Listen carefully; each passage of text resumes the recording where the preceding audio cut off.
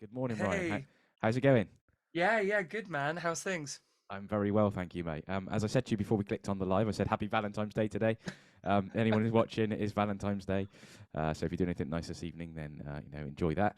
But Ryan. I mean, I've not really sat down with you at any point before in the past and discussed guitars and things like that. No, Our paths may have crossed. I don't know, maybe in sort of music shops before in the past, we may have sort of bumped into each other. yeah, But I've not actually got a chance to properly sit down with you and talk about your musical journey. So I'm really excited to find out about that. So yeah, let's start. Shall we at the beginning? So for you, like I know you've been playing a long time, probably like myself. But when did you start, right? When did you start playing guitar? Was it guitar first, or did you start something before, or was there an instrument before the guitar? Or was it always guitar? yeah. So it's a really interesting one. I sort of started music in general many years ago.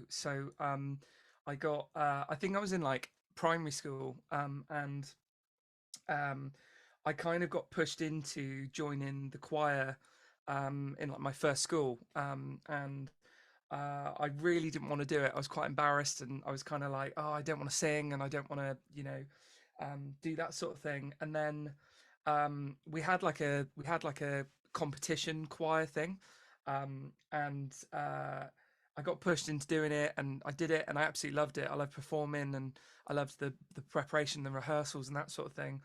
And then sort of fast forward then to my like secondary school.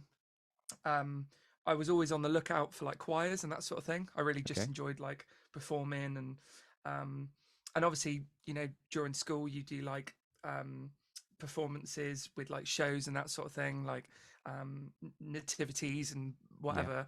um but I got to sort of secondary school and I was looking for some sort of choir, and I went to World School in Weston-super-Mare. And uh, I found like a really cool choir there, and it was really great, and I got a part of it, and obviously that kind of influenced me in quite a big way. And we played like a mixture of like gospel stuff as well as kind of you know like a variety of different music, and that gave me a massive kind of opportunity to meet other like-minded individuals at a similar age that wanted to be a part of it, and also um, they played instruments as well. Um, and I met one of my best mates there, a guy called Morgan Harding, and in like sort of year eight, I think I was about uh, 11 or 12. Hmm. And I used to go after school, and we'd go to the rehearsals, and he'd be like rocking out and playing like Green Day stuff, and and that sort of thing. And I was just amazed at like stuff he could play, and running into the PA and like getting a really loud like rock sound. And I was always like fascinated by it. um, and basically I had a guitar kicking around at home that my dad got for his like 40th birthday or something. And he never played it. He had it sat around for about 5 or 6 years, and he just didn't pick it up. Didn't have the patience for it.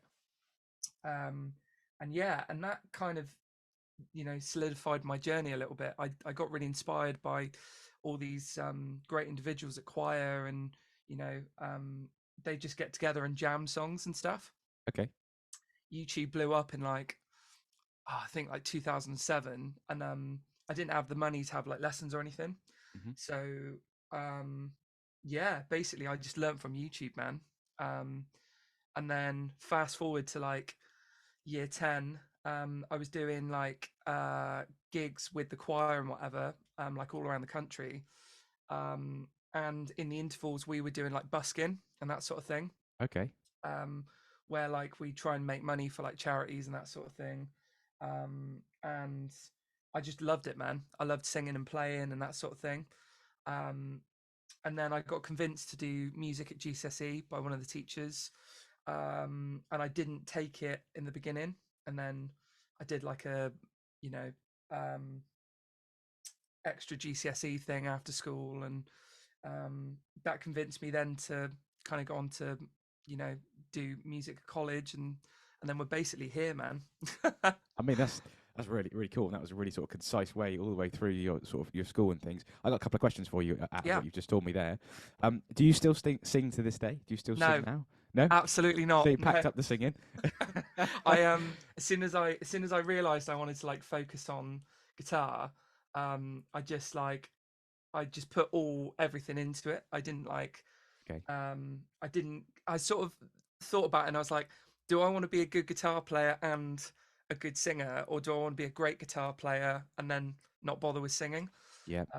And I Your just thought focused on process is that. exactly the same as mine. That's exactly over the years. Like I've had people ask me, "Well, how come you don't play bass or play this, this, and this, and this, and Mm, this, and do all these other things and sing and do this?" Well, one of the things is my voice is okay, but it's not great, and I don't. It's not something that I excel at, so I wouldn't put myself up in that thing.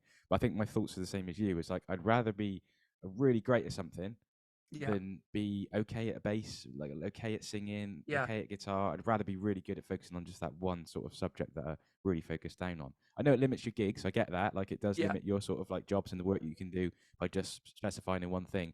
But also in a way, I think it sometimes elevates you a little bit and say that's the guy you want to go and see for that. He's the guy who does that. Do you know what I mean? absolutely. I think it helps in that way. Yeah, So yeah, I want and to for say about sure, that. and I sort of I think it's really good to have experience in multiple instruments, and like I play a little bit of bass time to time, but I Yeah. don't go out and gig it. I do it for No. fun, and I do it for tracking my own music and that sort of thing. Yes. And it's always great having kind of an idea of what goes on with other instruments, Hmm. and that kind of helps you write and kind of work around that, especially in a gig context where where like you're on a gig with a bass player and you don't want to sit in their realm, or you know um, so yeah, absolutely, man. Yeah, no, It's 100%. So just to clarify that, because it's a really good point. So I'm not saying not we're not saying like to ignore these instruments. Like understand like the musicians that you're playing with, the other instruments you're playing with, and yeah, that's massively gonna help you if you understand. As you said, don't sit in the, don't play these big clumpy bar chords if you sat there with the bass player because yeah, you're gonna get in their space. Give them play some sort of triad sort of shapes and higher chords and things like that to sort of complement what they're doing. So for it's sure. 100% agree with you. It's most important to understand what your other musicians in the band are doing and what keys are nice for them and what keys are not so good for you, so we can all sort of Yeah, understand the things like that. But yeah, it's just not something that same as you, I play bits of bass and stuff if I've written a song or something, but not something I'd go out and gig and say like, right, I'm the guy to now book for bass gigs, because that's not something that I sort of focused on. yeah. And I'd also feel like I'm doing the guys that have spent like 30 years like focusing on bass a disservice if I just go out there after like 10 minutes and just say, yeah, I'm a bass player now. I'm going to go out and do the gigs and stuff. So that's not what I'm about. But Oh, mate, um, I totally agree, and I'm the same with teaching as well. I've sort of, I'm sure you've had it, and many people, that may watch this podcast, when you get into the teaching realm, and then you kind of teaching a student, and then another teacher walks in and goes, "Oh, could you teach like this student like bass or ukulele or whatever?" And it's like, I'd rather not. yeah, Like, yeah, I'd rather a proper bass player teach somebody. yes, um and again, it's not slagging off anyone that no, teaches multiple instruments. hmm, They may be great at all of them. yeah, It's just the fact that like I wouldn't want to teach bass, when I just kind of play it a little bit, yes, you know yeah. um No, I'm exactly the same as you, mate, and I completely agree. I'd rather get somebody who's like focused on that's their career path and they know exactly what they're talking about, and they know all the basis and all the people that student can look up to and inspire them and things. That's their job. So that would be something that is exactly the same as you, that I yeah, would sort of put them down that path. But the other exactly. question I had from that as well is, did your dad ever pick the guitar up then? Did he ever do that? So he had his guitar, but has he ever learnt from you or anything or not? Yeah, I've taught him a little bit, like Okay, here good. and there. But to be honest with you, I was a bit naughty. I kind of I, I sort of basically just took the guitar, for me. Yeah. And then I sort of built up a little bit of a collection. And then I walked in like Clevedon Music Shop one day, and this was when I was about, I think, like 16 or 17, and there was a used Fender Strat on the wall, and I was like, "Oh my god, I've got to have it!" And I was waiting for one of my guitars to be finished because I was getting like a setup or something, Right. and I was really naughty. I basically decided to trade his guitar in to get this Strat, and he was okay with it. He was fine. I called him and I was like, Dad, right? There's this Strat at Clevedon Music Shop. It's in all right condition. It's used and it's beautiful and it's better than your Strat copy. And I was like, I kind of have to have it. And I was like, and I've got a little bit of money. I was like, so can I just trade your guitar in? And you haven't played it for like 6 years. Like, come on, Dad. And yeah, and unfortunately, he hasn't really picked up guitar at all. And I think it's probably because we haven't got one lying around that he could use. So But to you owe be your dad a guitar, is that right? I do, and I'm sort of I'm considering one birthday buying him one as a surprise. Okay. He'll probably watch this and know, but yeah, That's a Get- nice thing to do, mate. I mean, I said that and asked that question because I'm doing the exact same thing at the moment. I'm teaching my dad. His circumstances changed, and I won't go into that, but yeah, things have changed for him, and yeah, and I just felt like he helped me along throughout the years with all the things that he's done, and it was nice to just be able to give something back. And he's always been interested in guitar and loved the guitar, so I thought, yeah, when he said that he might be interested in learning, I was like, yeah, come along for a lesson. So that's it beautiful. started every week, and then he found it a bit sort of challenging with like keeping up with the work and things. And Yeah, even though he's retired, he said, "Oh, life's so busy. I'm more busy now, and I'm retired." So we've gone to every other week now. So he comes here religiously every other week. yeah, And it's nice to see him, but also good to to teach him as well and give him some of those songs that he really loves. Like he's into Elvis and Hank Marvin, the Shadows, yeah. all that sort of stuff. So it's great guitar music, isn't it? So it's fun for me to sort of teach him that sort of stuff. But That's um, beautiful, man. I really love that, and I think I will eventually. I'll get round to buying him one or something, and kind of pay the my dues sort of yeah, thing. And I'm sure and he don't I'll mind. I'm sure your dad's just like supportive of you as well, like mine, and just be like, yeah, right. I'm happy you got that lovely Strat that you wanted. Have you yeah, still got that guitar, right? Have you sold it? yes. You still got it. And Okay, that's and good. funnily enough, it's basically not the original anymore. I've modded it like crazy, man. Okay. Um, I'll see if I can show you actually if my Yeah, no if my worries. lead's long enough. While you're doing that, I'm going to check on the feed a minute, and just if anyone's got any questions for Ryan who's watching on Facebook, then please do drop them in the comments. Some people, as I said, watch this afterwards, and then feel free to drop it because we will either I'll answer it, or if it's a question for you, Ryan, then obviously Yeah, we'll keep an eye on the thread as well. absolutely. And if anyone's got any questions, Joe Russell just says Ryan. So Ben Newton says good morning. Ben was a guest a good few weeks ago now. So Ben, good morning, mate. Ah, Thanks for tuning in. So there's a few people watching this morning, which is great, mate. So you've got a great. great following. Everyone watching you this morning. Yeah, cool. So yeah, if anyone does have any questions, then feel free to drop them in the comments. I'm sure Ryan would love to answer any questions that you might have. So is this the Absolutely. Strat? Is this the Yeah, this is oh, it. nice, lovely. And as you can see, it's not a Fender anymore. No, so you swapped the um, neck out of you. I've swapped the neck out. Basically, the only original part. This might sound silly or seem silly to like a lot of people. The only original part is the body. Okay. um and I kind of got to a point. I'm like, if anyone like knows me, I am a Strat guy, really. I've got guitars up on the wall that aren't Strats. Mhm. But most of my collection is Strat based. Yep. And I can't remember the last time I didn't gig with a Strat type guitar. Okay. And I had this Fender since I was about 16, so about 10 years or so now.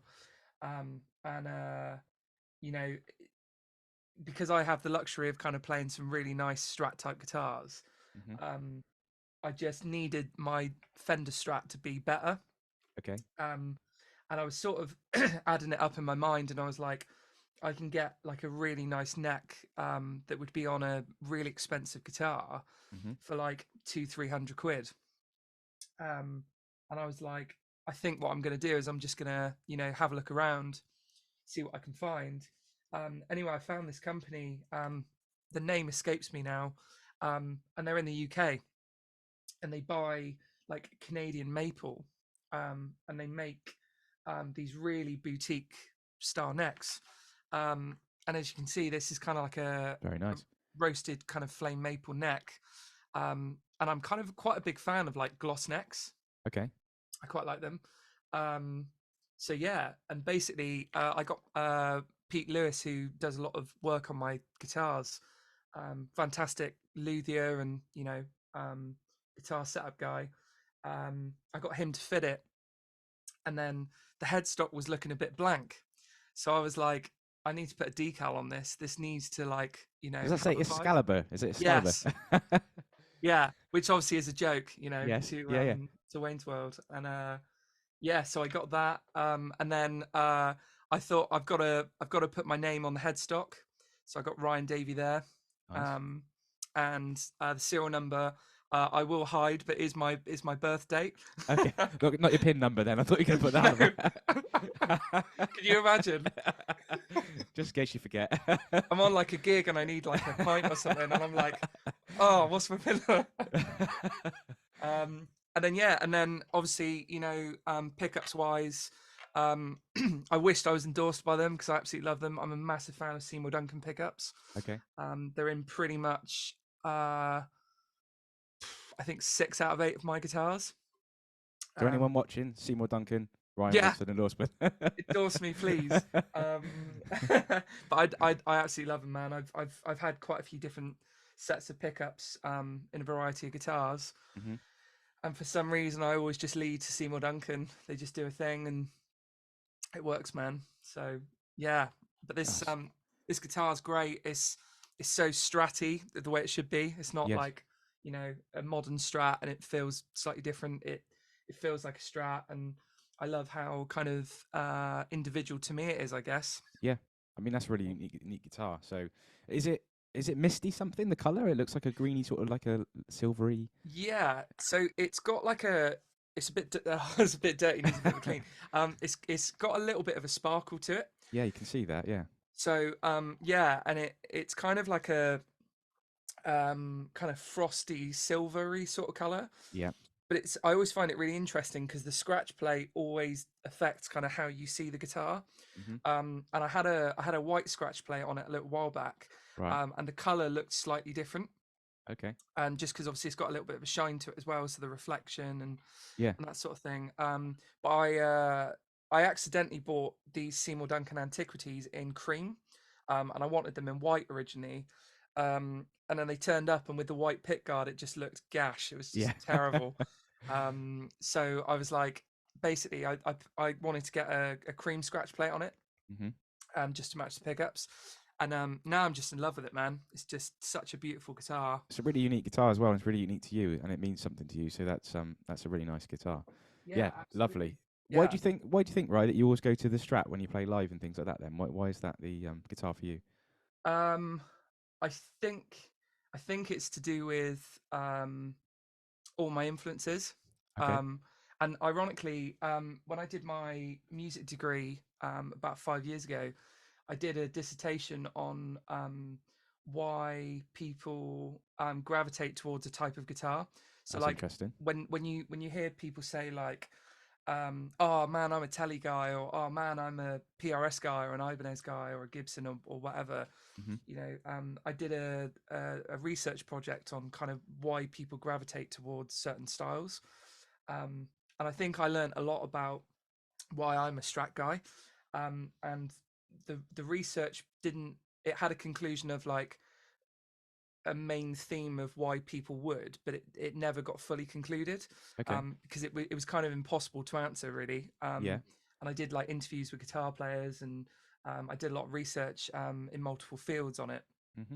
Um, and I think I'm a Strat guy because of the records that I grew up on. So like Okay, my dad, well, my mum and my dad brought me up on a really rich diet of music. And like players like Mark Knopfler, I listened to when I was younger.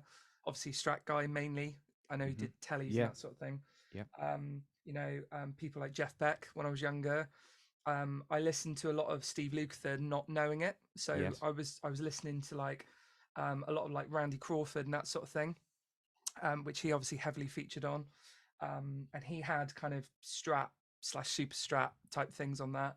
Um, so I think the sound in my head that I gravitate towards is a Strat, but then the playability suits my playing as well. Yes.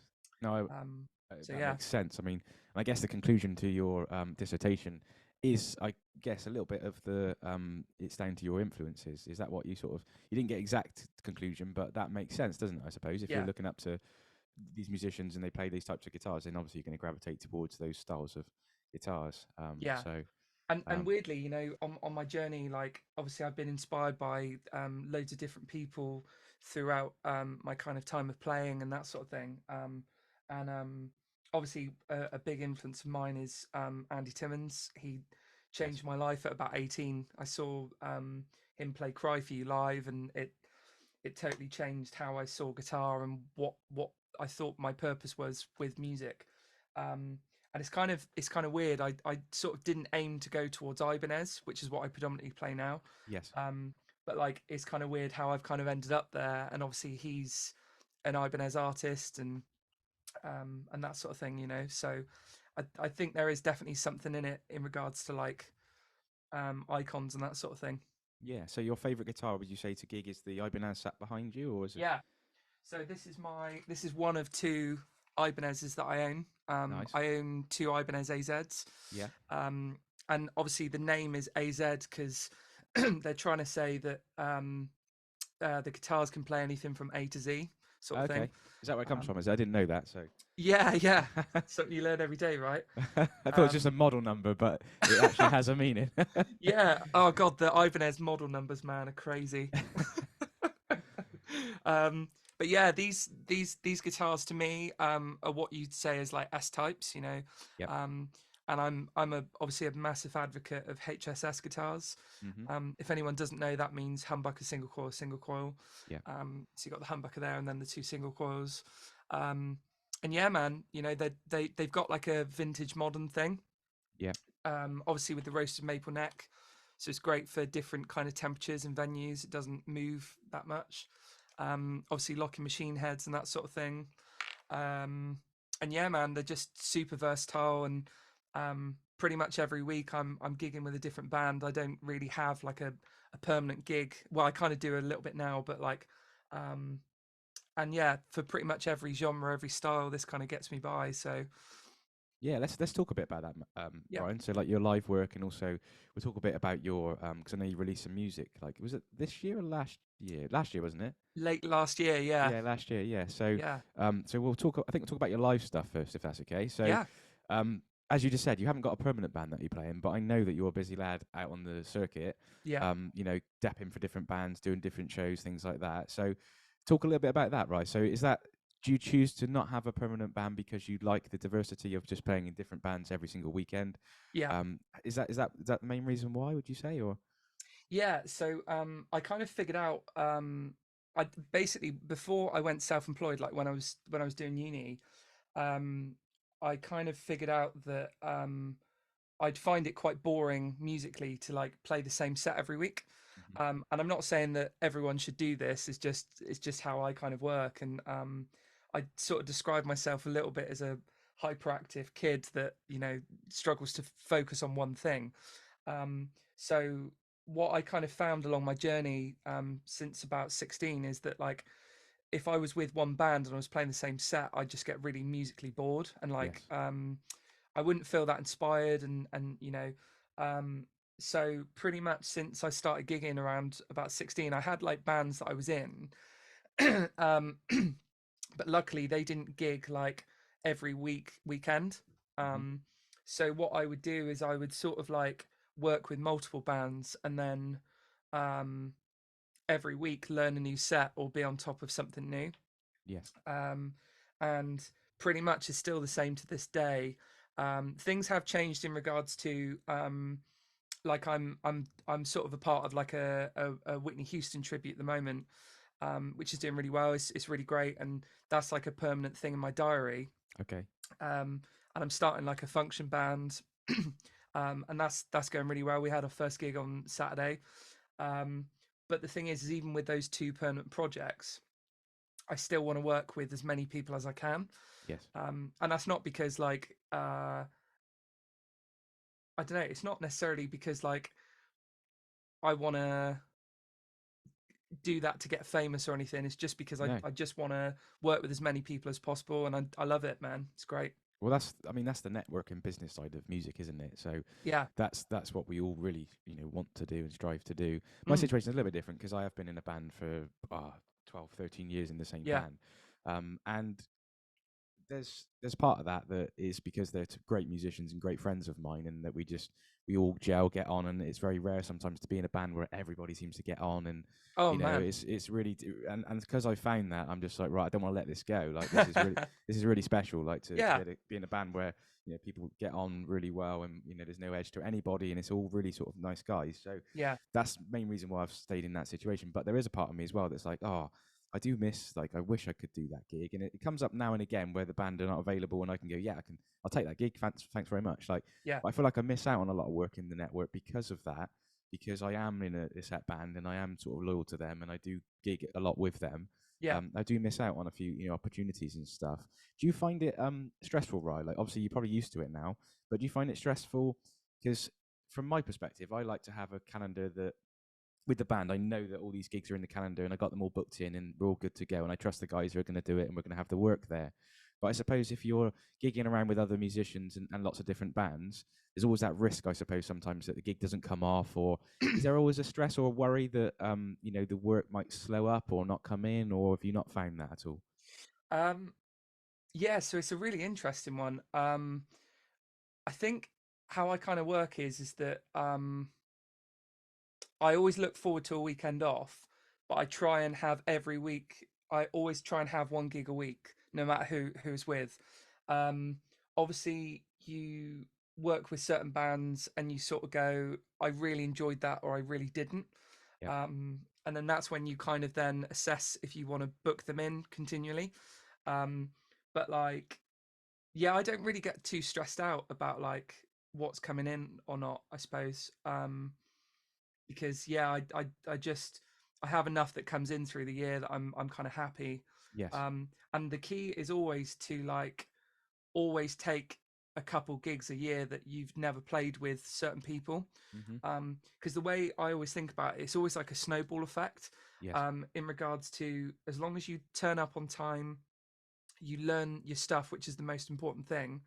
Um, and you're respectful, you're polite, you're a team player, and you sort of you turn up, do the job as best as you can. You don't have to be the best player, No. you just have to be professional, and you have to toe the line and do what was requested for you to do. Yes. um, and I think if you can do a couple of those a year with complete strangers that you've never met before or like that, it always snowballs into something else.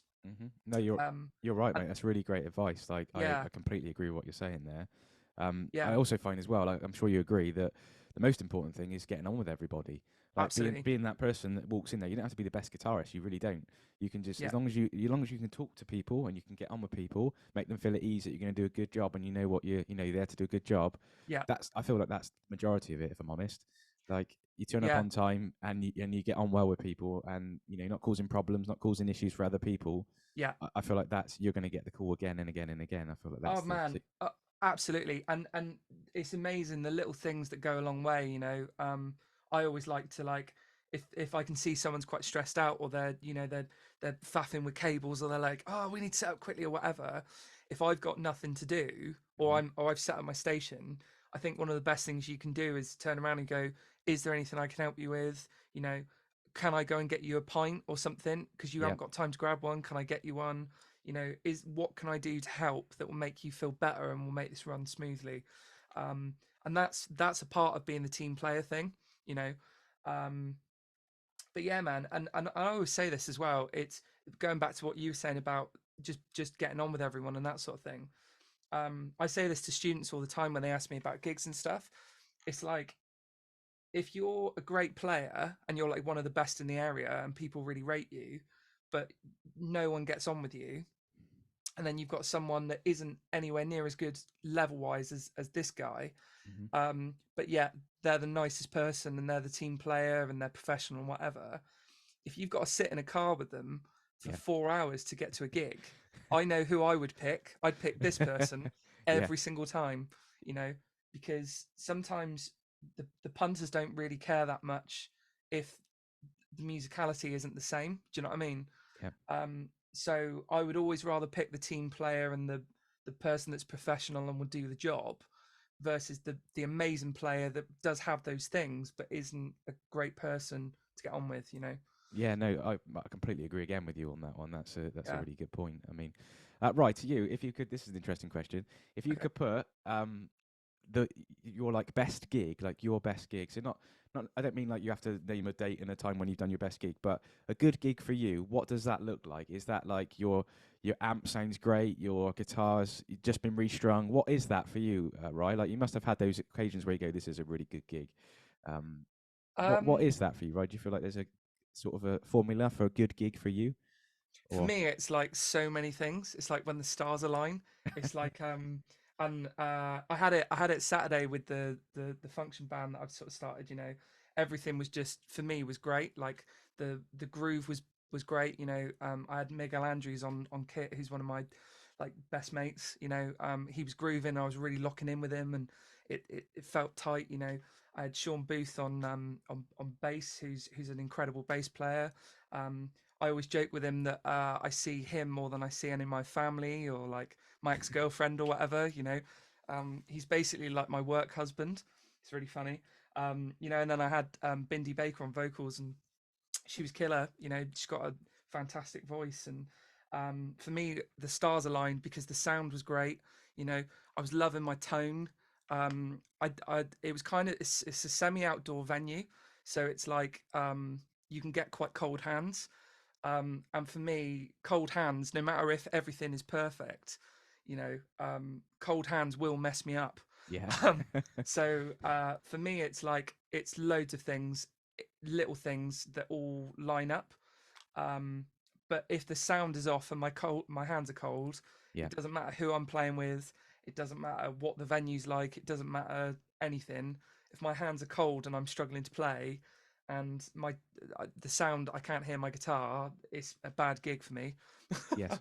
Do you use in it because I know you got in-ear monitors on now today, but do you use that live? Do you normally use in-ear monitors live or It's really dependent on the gig, okay? because like uh, obviously certain gigs they don't want you to have an amp on stage, Yeah.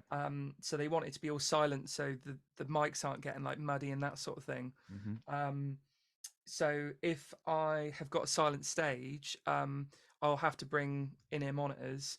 Um, my preference is that I don't use in-ear monitors. Yeah. I would always rather a monitor on the floor, a Yeah. real amp behind me. Yes. Um, but I kind of cater towards what the gig wants me to do. Mhm. Um, but yeah, I certainly enjoy it way more with an actual rig and no in-ears. You know, Okay.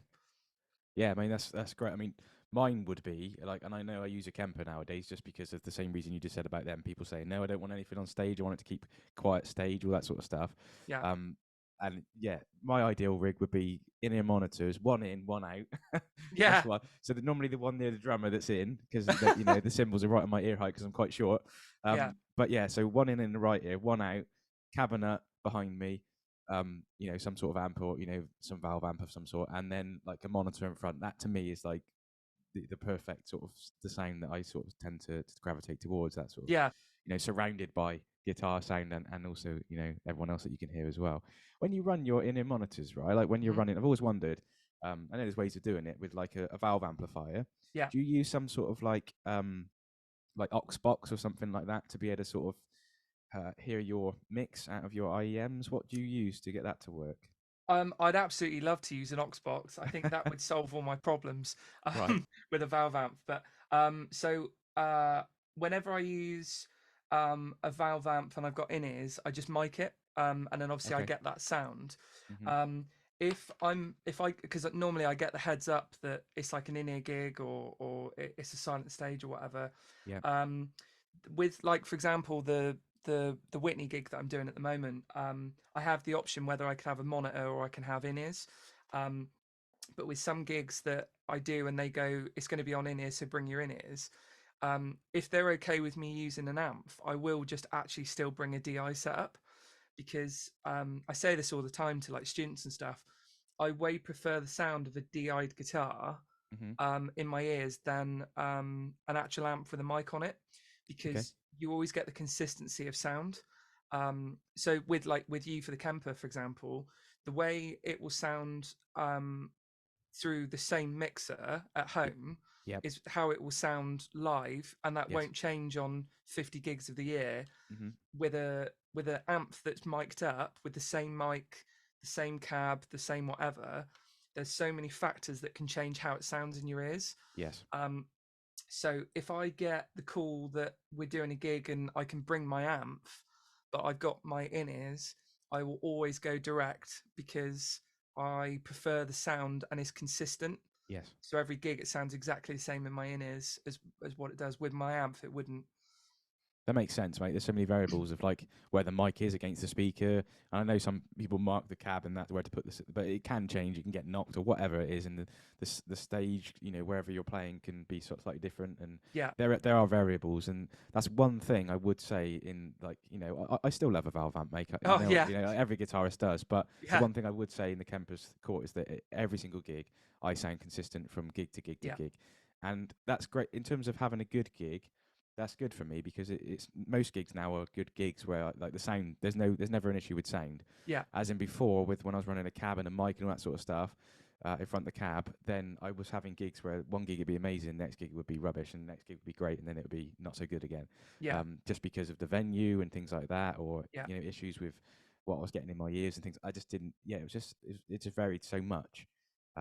But And yeah, and the thing is, you're doing the best thing, man, because your singer every night has got probably one of the hardest jobs of the band mm, to keep their voice okay and sing as perfectly as they can.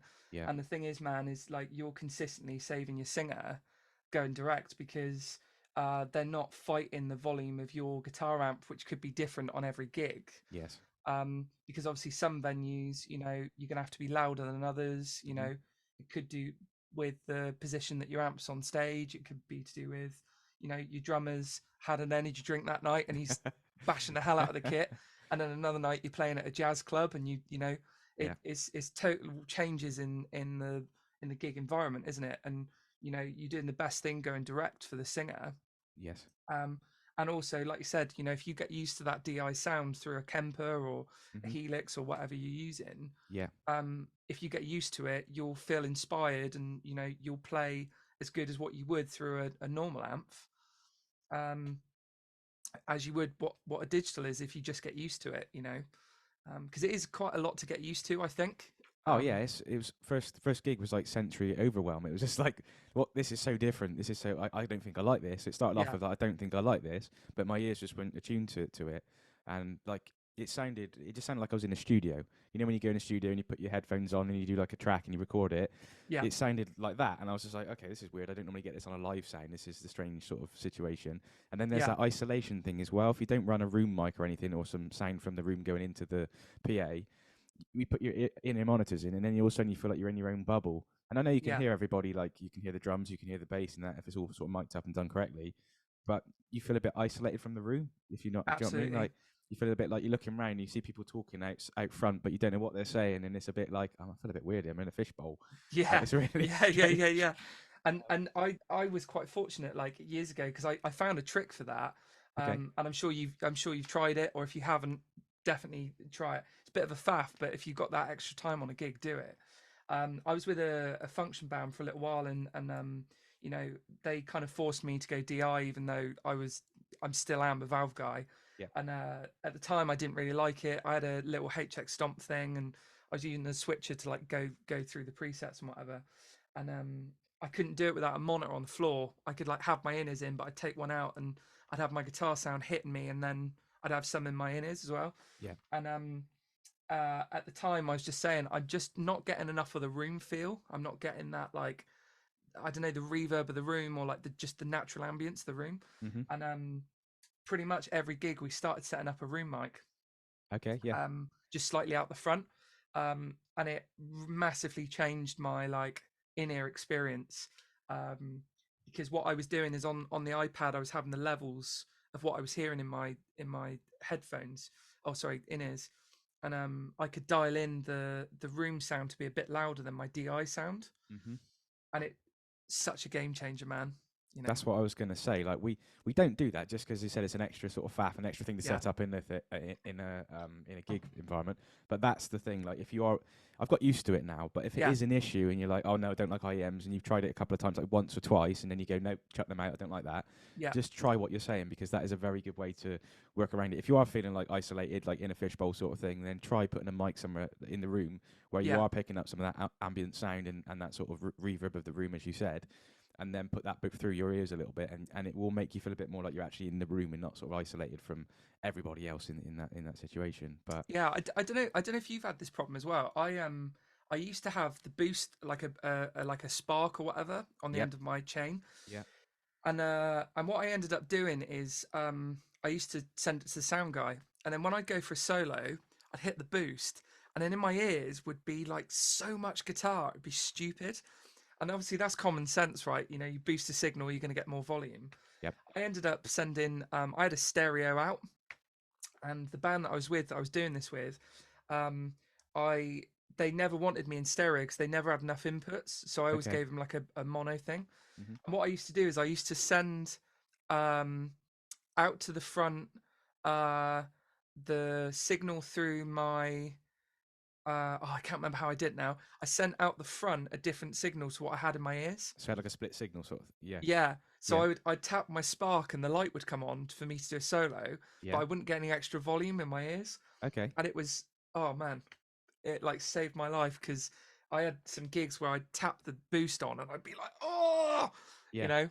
And that's also worse than, like, sometimes when you can hear yourself too much, that's worse than not hearing yourself enough because it makes you really conscious. Like I've Yeah. done that as well before, and maybe I've set the Kemper up where the more function that goes up and the volume is a bit too loud, and I Yeah. click on it and then I go, oh god, and I think, oh god, if they're hearing that out front, that sounds a bit too loud. Like that's really sort of like right up here and everyone else is down here, so I need to like sort that, and it makes you play differently then as well, doesn't it? So you're Yeah. not relaxed and you're not playing how you would normally play, and you're not digging into notes because you're like, oh, that's a bit loud. Oh man. So that's Yeah. sometimes worse. I feel like being too loud is worse than being a bit under volume and being able to sort of boost it up a little bit for a solo. Yeah. Um, Absolutely. It's crazy, yeah. man. So no, it's great, mate. Ryan, I could talk to you all day long. So I'm gonna ask you the sort of final question, which is going to be about your music, your own Yeah. music, because you released that on the tail end of last year. I remember seeing it pop up, and I listened to it, and Yeah. so I think your first one, if I'm wrong, mate, I apologise, Yeah. but it's like That's all right. I think it's overanalyzing the journey. Is that the Yeah. That's first the one? one. Yeah. Yes. Okay, so I got that right. That's good. I've done my homework, but no, I did, I Nice. did, I I like did, it. I did listen to it, and it was great music, and you can see the Andy Timmons thing that you've mentioned today. You can see Yeah. that that's obviously inspired you. Did how did that go for you, mate? Because obviously it was an enjoyable thing for you to do, I'm sure, to record your own music. How was that Absolutely. experience for you? Did you really enjoy that, or Yeah, so it obviously everyone's experience with writing and releasing music is completely different, right? And for me, I always love the writing process. hmm I've got my like home studio here. You can't see it, and if I move the camera, I'm going to be totally um, messed up with the setup. But yeah, if anyone checks out my Instagram or whatever, they'll probably see bits of my studio. Um, I've got great plugins. You know, I've got great DI equipment. I've got some like mixing stuff that's pretty cool. And I love just experimenting, man. And if I have a riff in my head, or I love recording it and recording it to a click and getting it all down and everything. Um, and That's always a great process. And then I sort of then obviously take it to my friend Terence Shepherd, and he's an incredible producer. You know, he's worked with loads of artists, and he was out on tour last year with the Hunter. Great bass player. You know, he recorded on their album, um, and he's got the same sort of love of music as what I've got. You know, hmm and kind of we work really well together. He's really relaxed, and he's a great person to kind of work with. And it's always a pleasure for me to do the recording process, but it's always a massive headache because I doubt everything, you know. yeah, um, and it's quite a hard process as well, because you take almost your baby to somebody, and Tarrant I don't think would ever tell me that something's rubbish, but he would just go like, oh yeah, you know, you could just adjust that. And you when you're working with a producer, and you trust them and you respect them as much as I do with Tarrant, you know, you've got to just let go of all of it in a way. Yes. Like, it's your baby, and you've just got to go, I trust you, you know, even if there's an opinion that's slightly, I'm like, well, you know, you just got to go with the process, man. Yeah. And for me, the best parts of it is writing it and having it demoed so that I can, you know, I can send it to a mate. Like, I sent quite a few of them to Migs, obviously one of my best mates, and got his opinions on it and that sort of thing, and sent it to other friends as well. And um, but then when you get to recording it, and you're re-recording parts, and you know, you're doubting what you're trying to do. And I kind of hated it as well when I actually got it done. I didn't like it as much as I did at the start. Yes. um and the days before releasing it, I was like freaking out, man. I was like, oh god, what are people going to think about it? And I think the most important thing about writing music and that sort of thing in general is to just do it because you love it, not because anyone else should, you know. Yeah. Are you proud of what you released, Ryan? Yeah.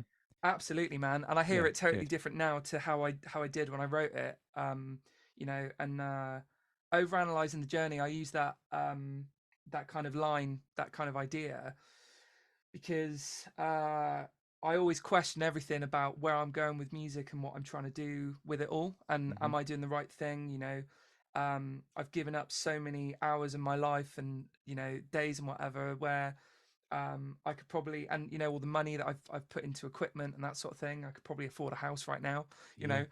um, and but the thing is I always overanalyze where I'm going and what I'm doing, you know. And then obviously then it led me to Solitary. Solitary was written over lockdown. Hmm. um, and I had a couple of weeks where I turned all my social media off. I didn't speak to anyone other than my family, and I just completely made myself in quite a um, lonely place on purpose to be productive. I Okay. sort of ripped away all the you know, Distractions. distractions. Yeah. And do you know what? It was probably one of the happiest mental health places I've ever been in, to write anything. It was amazing, and I called it Solitary because I looked up the definition for being alone but happy in your own company, Yeah. and it come up with Solitary, and I was like, that's great. Perfect. That's great, mate. And anyone, like, I've always thought as well, I'd love to be able to just delete Facebook, Yeah, delete Instagram, yeah, and I have got myself to the point before I'm going to delete it, just going to get rid of it. hmm, And then my worry for me is just business element. Like, yeah, there is always inquiries coming through for lessons. There is always stuff coming through for the band. And if I do that, I feel like I'm just shutting the door and just going, you know, apart from people who know my number or whatever, they can just phone me up. A lot of yeah, work comes through social media. A lot of work comes from Instagram, Facebook. That's why it's so popular. So although part of me wants to just go, yep, let's shut this down today, and I'll do it now. Like, I hate it. It's some of the stuff that, you know, Facebook and Instagram. Some of it's amazing when you see other musicians doing some great stuff. You're like, this is really mm, cool, but it can a lot of it can be, you know, it saps your time. yeah, You're just endlessly scrolling through stuff, going, you know, I've just spent 20 minutes. Why am I doing this? Like, I'm yeah, just literally scrolling through the feed looking for something new to pop up. absolutely, And we're all guilty of it. Like, you know, yeah, if we're honest, we're all guilty of doing things like that. yeah, And it all can also lead to, I feel like, as you just said then, like feeling like you're not doing, you know, enough with your own life, or, you know, you want to get a house or things like that, and you feel like you feel guilty about things, that your yeah, choices in your life, because of other people that you're seeing on Facebook or Instagram that you feel like maybe doing better than you. yeah, But I feel like, right, just if it makes you feel any better, but if you rip all that down and what you see on Facebook and Instagram, it's not real life, mate. And no, you're clever enough to know that, like, yeah, it's really not. We only all put our good stuff on Instagram and Facebook.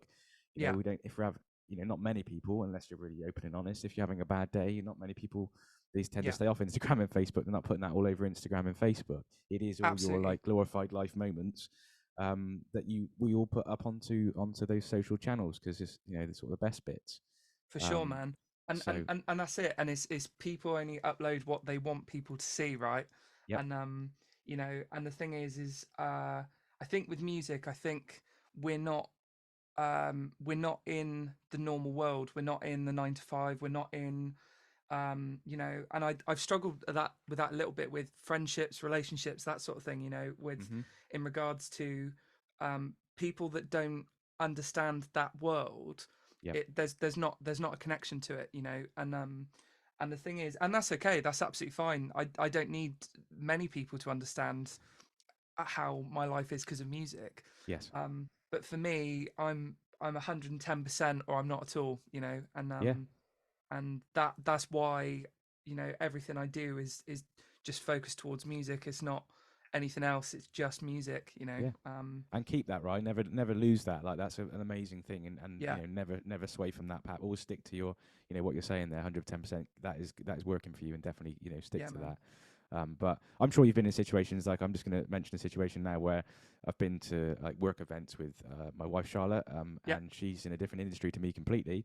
And you'd be sat there, and always a question. I used to hate it. It's like, what do you do for a living? Oh And God. you're sat around a table with people all having nice champagne or nice drinks and things and Yeah. nice food. And sometimes you feel a bit of like an alien that you shouldn't be there in the first place. But then someone asks you the question of, what do you do for a living? You say, oh, I'm a guitarist, or I do this. And they go, Yeah. some people go, oh, that's really cool. I'm really Yeah. interested and want to find some more. But other people say, is that all you do? Like, is that your job? Like, is that your job? Like, you must do Yeah. something else. And Yeah. then you're like, no, I don't do anything else. And then you immediately think, in my head, I'm thinking, they're thinking I'm a dosser. They think I Yeah. don't do any work or do Yeah. anything. They're literally, their opinion of me is now just dropped to like one, really low. Um, It's have you terrible. experienced that, mate? Because I'm sure you have. Like, Absolutely.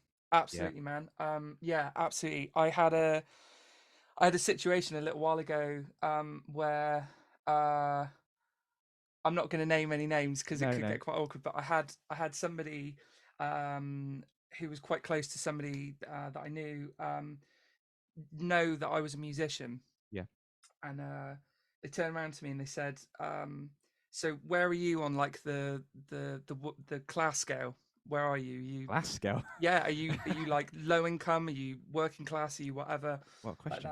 that? And they knew I was a musician, so they assumed that I didn't make really any income. No, They had this like, I think they had this like stereotype of kind of like, you know, that I sort of,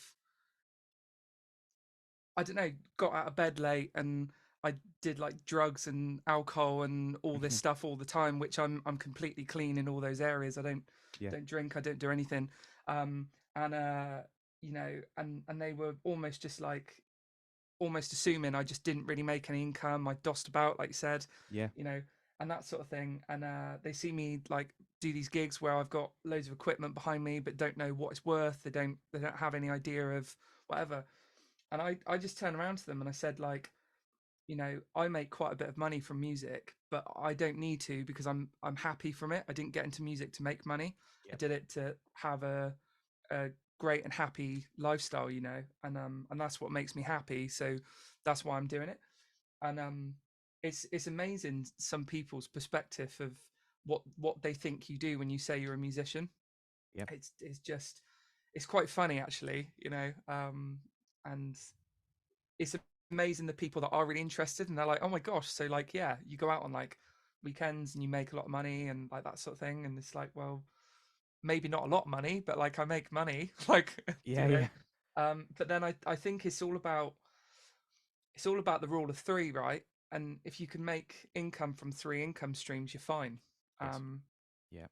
you know, and but yeah, it's a really interesting thing chatting to people that have no clue about it. No, I know, and I dread it. As I said, I used to. I didn't say I dread going to these things because I liked supporting Charlotte and going to these things, and Yeah. it was quite nice, a different world for me to be in. Hmm. But I did used to dread that question. Like, it'd be like, "What do you do for a living?" And every single event we went to, somebody would ask that question around the table. It's just Yeah. general chit chat. It's like when you go to the barbers and you chat about the weather. Like, it's the general question, like, "What do you do for a job?" and "What do you do for a living?" And Yeah. it was always the question that I used to dread, because as I said, some people get it and they're like, that's really cool. Tell me a bit more. That's really interesting. And they're just completely open to finding out a bit more about what you do and don't no, Yeah. not judgmental at all. But then, as I said, there was always that one where it's like, is that all you do? Yeah. It's like, yeah, that is all I do. Yeah. And so you don't work? Like, well, yeah, I do work, but it's Yeah. not the same work as what you do. It's not a 9 to 5 sort of work. It's actually sometimes worse than that because Yeah. I'm constantly working all of the time. My phone Hmm. goes off at a stupid hour the morning or at night, Yeah. and I'm pretty good. I'm normally responding to that. It's Yeah. probably my own flaw that I respond to things at like 11, 12 o'clock at night. If someone Yeah. sends an inquiry, I'm like, oh, Yeah. if I don't get back to this now, then someone else might get the work, or that's my mentality. That's how I work. But Yeah. you know, I don't work in that 9 to 5 realm, and you don't either. And most musicians don't. But there is Yeah. always that thing of we sleep in till midday, and we only come out at night. Yeah, yeah. It's not the case at all, man. No. I love lifting that curtain for some people because they just have that opinion, and you kind of like, I think I get up probably sometimes earlier than some of my mates that have 9 to 5 jobs. Yeah. And it's like it's amazing. It really is. Yeah, it's so funny, man. Mate, I'm going to check there's no questions because we've been chatting away there, and I Yeah, get distracted. I'm really bad. I get distracted. that's all I'm right. supposed to be like a host, and I'm supposed to be like checking the questions, but I just get really sort of engrossed in the conversation with you, and just Oh, mate, you're doing a great job, man. Don't worry. completely forget about it. So I will just check, mate. There's no questions on there, and then I said, bro, I will let you go because it's been maybe we'll have a part two because Yeah, there's a few of these that they've gone really well, and I could have talked to them for hours, and I know with these sort of sometimes with these podcasts and things, people have a point where like about an hour or so they start to go, okay. So it's nice to split them, I think, into part one, part two sort of thing. So maybe yeah, we'll invite you back if you're up for that and great. dig in Yeah, a bit deeper and things like that. So I'd quite like to absolutely, do that. man. Let's Yeah, just check a minute, right? Because I feel like there's a few people said a few things. Just people agreeing with things that you said. James Hobley, he was one of the first guests. great. He said, "Hi, both of you. I enjoyed jumping on at the end." He said he's going to check your music out, so that's great. So Oh, that's really cool. bless. Rod saying great interview. Thank you, Rod. Rod's one of my students. My name is Andrew Miller. Please play Happy and Know It song, please. Do you know Andrew Miller? Happy, and you know it. I was thinking when I heard happy, I was thinking Pharrell Williams. I was like, yeah, like I Do could you play know like. Andrew? Do you know Andrew Miller? Is this someone you know? I don't think off the top of my head. It says, I please may know them, and this is really bad. please play Happy and You Know It and say my name first. So Andrew Miller, right? Can you play Happy and You Know It? Uh,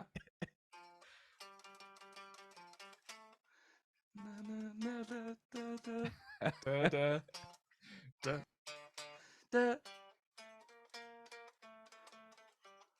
Something like that. Yeah, that was good. That was good enough, mate. I mean, to be honest, I've got a little boy at the moment, so I'm probably better to play that. But that is amazing. I've never asked anyone to play Happy and You Know It. So Andrew, that was a great one.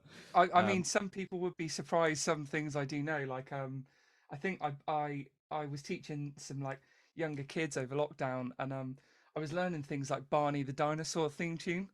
I know like some of like the Pokemon music, and like it's funny old game what you have to learn for students sometimes. It's crazy. And sometimes, mate, you do it just because you want to make them happy. You're a Yeah. people pleaser. You want to make them happy. You want to give them a song that you're going to love. And you've Mm. tried stuff. I'm sure you have, and I've done the same. I've tried stuff and gone, try this. You might like this music. Try Yeah. this. And you see their face just go like they're not interested.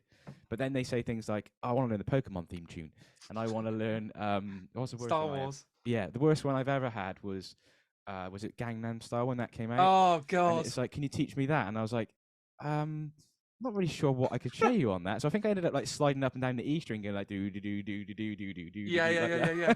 And they loved it, but I was just like, it sounds nothing like Gangnam Style. Like how why would you ask me for that as a guitar lesson? But it made them so happy. So like, I've just always thought, as long as the student's happy, like and they're enjoying their lessons, that's the most Yeah. important thing. I don't really draw a line at anything I don't teach, but I feel like I luckily nowadays I don't get so many of those questions like, can you teach me what does the fox say? I think I had that one before as well. I always love it. I make the joke with students that like I don't play opera music, Yeah. I don't play classical music, and I absolutely do not play steps or S Club 7. That does not come into my category of music that I play. And Fair then enough. and then the very very rare occasion I get a gig where obviously I'm a dep and I can't choose the set list. I just get sent stuff. Yep. And it was only a couple of weeks ago I was playing Reach for the Stars with a band. There you go. And I nearly died. Like I was just playing it on stage, and I was like, I can't believe I had to learn this. As long as that's not on camera anywhere, Ryan, then the students are going to see it. You'll be all right. I hope not. And I had Bewitched a couple of last year. I had to play some Bewitched music, and I was like, what has my life come to? Sometimes, fine. so I don't know about you, mate, but sometimes in some of that music, there's some secret enjoyment there. Sometimes. Oh my God, yeah. Like there's some stuff that you play and you go, this is awful, and then I go, Yeah. actually, I'm really enjoying this. It's such quite fun. This guitar bit's quite fun. Yeah. Some of those awful songs that I've learned, and I'm sure you have over the years, is there's some good stuff in there sometimes that you enjoy playing. It's funny. It's popular for a reason. Yes. And a lot of the time, in my opinion, is because his rubbish is popular. But the thing is with people on the other side of the fence with things like Steps and S Club 7, when you actually look at the writing team for that, it was some of like the best writers in the world at the time. Hmm. And and you look at it and you go, it's actually crafted like Reach for the Stars. Yes. Actually, harmony wise, is incredible. Is unbelievable. And it's got that thing at the chorus, isn't it, where the song's called Yeah, Reach and it goes do yeah, do do do, and it does yeah, reach for the chorus, doesn't it? So it makes sense. Like, yeah, yeah. it's well crafted music, really. Yeah, it is. So even though I joke about it, it's like, I wouldn't personally love to do any sort of music of Steps or S Club 7, but No. actually it when you look at what is actually in the songs, it's pretty unbelievable harmony. So Yeah. No, no, I agree, mate. I agree with you. But yeah, right, so I said I'm going to wrap this up now, mate. It's been yeah, fantastic talking to you. Thank you very brilliant. much for doing this. Um, right, if anyone wants to find about you and about what you do, and I want to make sure you get something out of this as well. Like, Yeah. if anyone wants to find anything about you, obviously wants to book you for a dep gig, or wants to book you for teaching or anything like Yeah. that, right? Where do they need to go? Because I think you've got a website, haven't you? Yeah, absolutely. Yeah, so I've got a website. So my business or brand name is Ryan JD Music. So that's just a J and a D. Okay, My website is ryanjdmusic.net. okay, Sorry. Yeah, that's it. Yeah, ryanjdmusic.net. Amazing. I don't even know my website. um, and my Instagram is kind of where I do a lot of business in general. So uh-huh. and it's an open book. So if you go onto Ryan JD Music at Ryan JD Music on Instagram, find me there, and obviously on Spotify under Ryan Davey. Fantastic. So Well, yeah. great. So, guys, people that are watching this as well, I know that are really great sort of followers of you anyway, because I can see that in the people watching. So, they already know about you, but there are some people here that are probably watching that have not heard. So, definitely go and check you out, right? Because I said Oh, you're not only a great musician, but a great guy as well to talk to. So, thank you very at some much. point, mate, apart from seeing you in the music shop and seeing you online on Zoom, I Yeah, will actually get to have a chat with you and maybe a yeah, coffee or something. I know you said you don't drink, yeah. which is cool, but we can go for a coffee or something and maybe a catch up. Would be great to do that. Always a So, always a coffee would be brilliant. Yeah, sounds good. nice one, man.